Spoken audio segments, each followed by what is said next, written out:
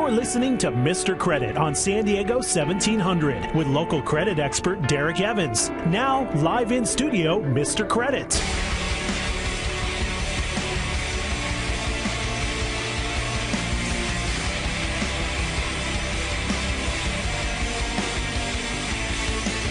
Well, welcome to Mr. Credit. We are live and local here in San Diego, bringing you the most important hour in radio and telling you everything that they don't want you to know about how consumer credit scoring works, how the banks work, and how the government ties into all of it when it's all said and done. Remember, you can listen to every single San Diego Padres game right here on San Diego 1700 AM. We broadcast every single game.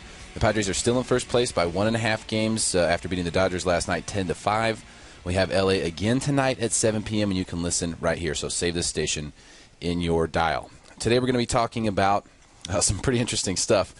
You may have seen this in the news. The LifeLock CEO had his identity stolen more than a dozen times. I'm going to read you the story. It's hilarious. I mean, I don't wish that upon anyone, but if you're doing a Super Bowl ad, putting your Social Security number up there, you kind of deserve it.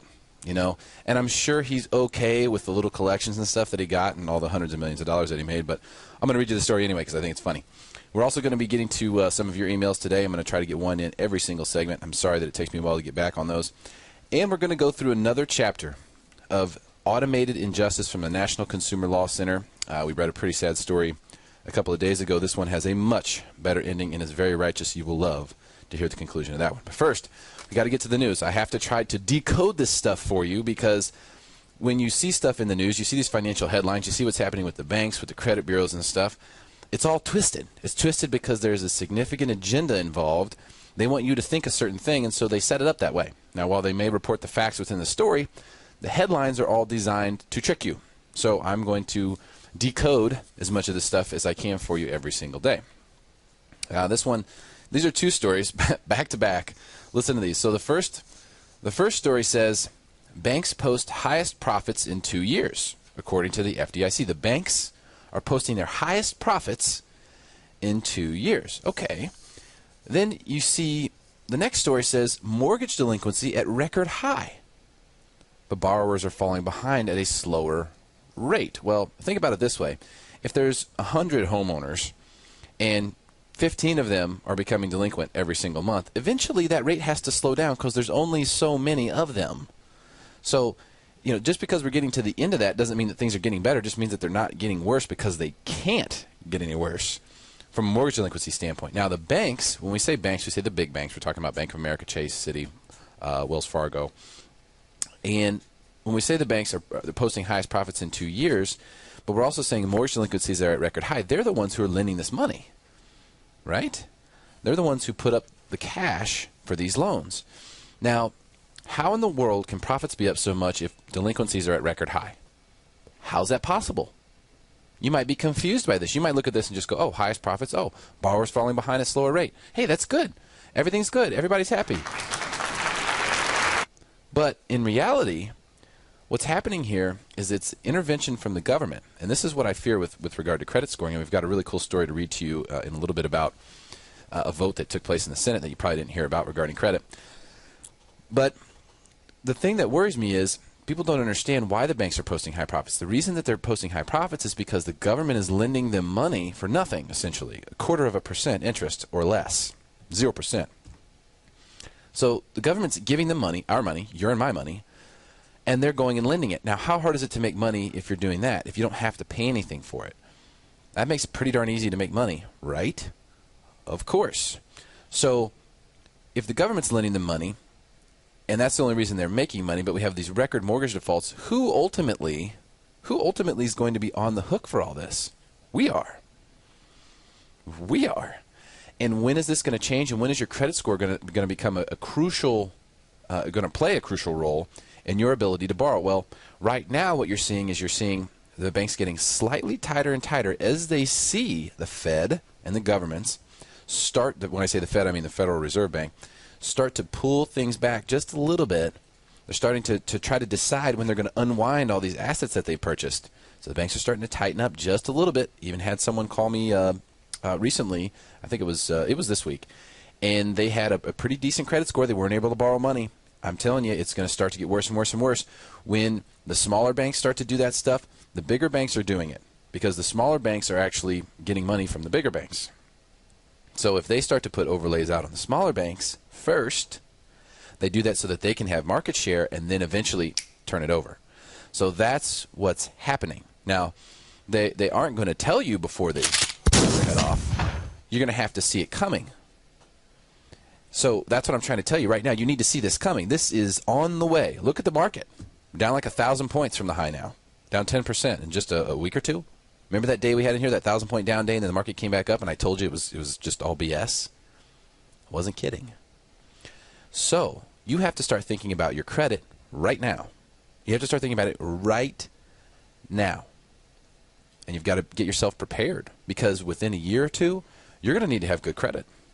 That's why, we had Lisa Bowman in here yesterday from the McDonald Legal Group, the only attorney that I recommend for bankruptcy in San Diego. And the reason I bring her in and the reason that I want you to be educated about bankruptcy is because now's the time to do it. If it's something that needs to be considered, something you need to become educated about right now so that within the next couple of years you can build yourself and have yourself in a great position to borrow again.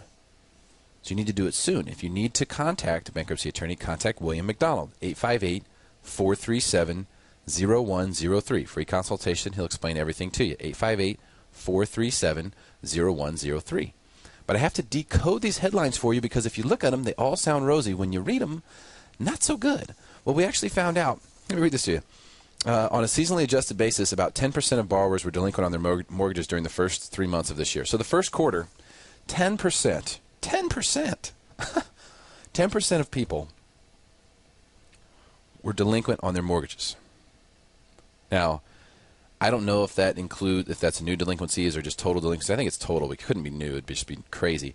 These banks, when they factor in interest rates and they factor in profit margins, they are factoring a fraction of a percent of these things are going to become. A fraction. I can't even tell you. There's no name for the fraction I'm talking about. 10% is craziness from the sake of profits. For the next story to say banks post highest profits in 2 years. Banks shouldn't even be making money right now. The only reason they are, the government's giving it to them for free. So what do we need to do? We need to make sure our credit score is as high as possible. We need to make sure that if we're thinking about buying a home, we do it soon. Okay, having a mortgage is going to help your credit score. We need to make sure that we have an auto loan. If we don't have an auto loan, we need to get one. Okay, even if you have a car that's paid off completely, let's say it doesn't matter. It's worth $5,000. I don't care. Go get a $500 loan against it. Get yourself an auto loan. Okay, that's going to help your credit score. And we need to have credit cards. I know. I hate it too. Believe me. I don't think there's anything that stinks worse than the fact that you actually have to have credit cards. Don't nobody go in the bathroom for about 35, 45 minutes. Nothing's worse than the fact that you absolutely have to have credit cards in order to have a good credit score because the credit cards are the enemy. They're the bank. They're the ones who are looking at, remember yesterday we were talking about how they take the minimum payment and they apply the small portion of that minimum payment that's principal towards your lowest interest rate balance. So when you borrow money on a credit card, whether it's a balance transfer or a purchase or a cash advance, they all have different interest rates. They categorize those in your account, but you don't see that on the statement. All you see is it just shows you where the principal came off, but they're taking the principal off of the lowest interest rate balance first if you're just making the minimum payment. The law, the Card Act, only says that it's anything above the minimum payment that has to get applied to the higher rate balance. So if you can make above the minimums, that's obviously a good idea. If you're struggling just making the minimums, now it's time to consider Chapter 7 because we got to get your credit score in good shape and we got to get it there fast. So we need to have the auto loan. If you're looking to buy a home, it is a good time to do it. I mean, it is. There's really no way to argue that. You've got low rates, low prices. What else do you want? A lot of people say, well, rates are going to go higher. That'll drive prices down. Not in San Diego. Yes, across the country, I agree. It could drive prices down. It could cause them to stagnate. San Diego, different ballgame. Only so much real estate here. The population growth in this town is skyrocketing, even with the down economy. And the economy in San Diego is actually pretty darn good. We've been creating jobs every month. So in San Diego County, I'm going to tell you that it is a good idea to buy real estate right now. I wouldn't tell you that in Detroit, Michigan, or Columbia, Missouri. I just wouldn't say that because it's a different ballgame.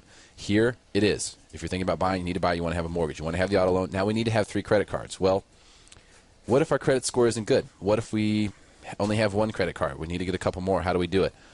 The thing that I recommend for everyone to do is to get a secured credit card. And I get questions about these every day. People they try to go to the bank and get the secured card, and they run around. They're trying to figure out how to do it on their own. Don't do that. I've already done all this work for you.